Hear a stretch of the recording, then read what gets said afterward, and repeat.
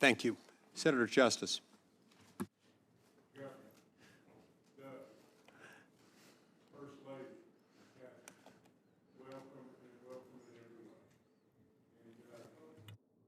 I've got my questions are going to be short and sweet, but I can tell you just this, that I think we share in the fact that energy is the key. Energy, oh gosh, I don't have my mic on. Okay. Well, okay. Good enough. I'm talking loud enough anyway. But nevertheless, energy is such a key that opens every door. In my opinion, every single door. And the world is starving for us, America, to lead the way. And I believe we share that thought. I believe we share the thought that electricity, if we don't watch out, will become a crisis like we can't imagine. And we absolutely need to be prepared and move forward in that.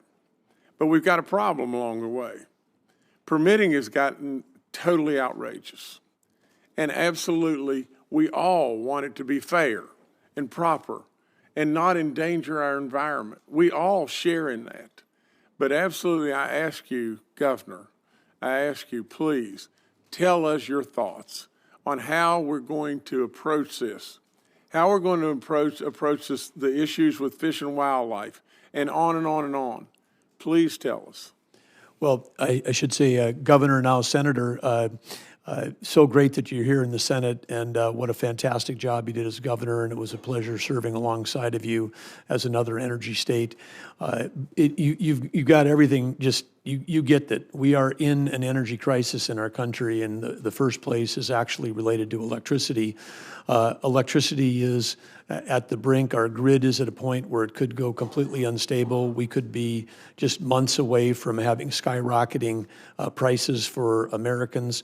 And of course, as we talked about in the AI arms race, we need electricity for manufacturing, and AI is manufacturing intelligence. And if we don't manufacture more intelligence than our adversaries, it affects every job, every company, and every industry. You understand this, and we've got to get to work. The permitting right now, in some of the queues in FERC for electricity, it's 7 years or longer, and it's a completely that queue in FERC is 95%.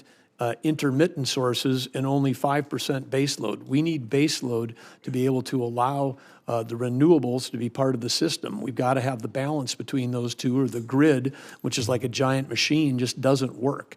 And so we've got to get to work. And permitting reform and speeding permitting.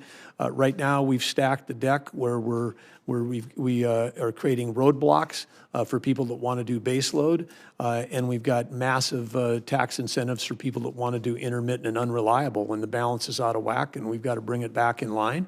And we can do that and still achieve the objectives that we want to have about having cleaner environment, because the U.S. has done that. We are the one nation on the planet that's actually reduced CO2 over the last 20 years. We're the ones that have done it. China's doubled their CO2 emissions in the same time frame. Well, thank you, sir, and thank you for your kind comments as well. Now, if I could just ask one more question and just shift just a little bit. We all know the outdoors touches our soul, and I'm an outdoorsman like crazy.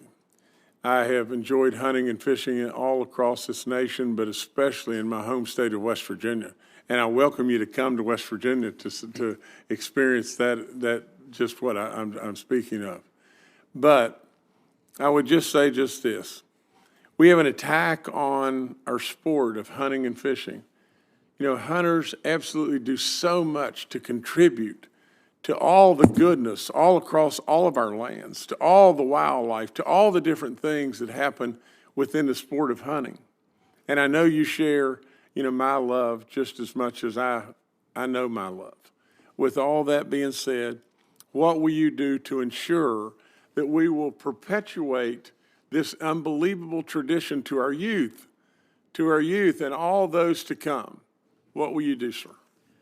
Well, Senator, in North Dakota, we've taken steps, as I know other states have done, to create youth hunting seasons, youth hunter education, make it more available, create more opportunities, as we have also done for disabled and wounded veterans.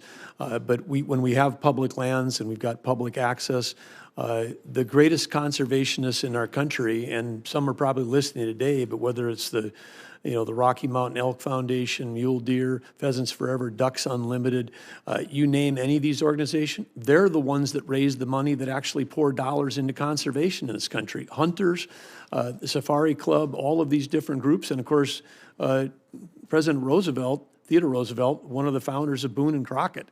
I mean, he was a hunter who also set the ethic for conservation for our country. And so these two things go hand in hand. You cannot separate hunting from the love of outdoors, respect for wildlife, and dollars that flow back into habitat and making sure that we've got we've got the privilege of hunting for the public. It doesn't matter who you are. In North Dakota, you can get a $20 tag and go on a hunt that's just as amazing as if you were, going to Africa. I mean, it is a miracle that we have in this country, one of the few countries that has that, something we have to fight and protect to preserve. Thank you, sir. And I've only got just one other comment. President Trump is bringing to us amazing nominees. But in my book, this man, just think just for 1 second. He's super smart. His track record's unbelievable. He has experience off the chart. If anybody is the pick of the litter, it's got to be this man.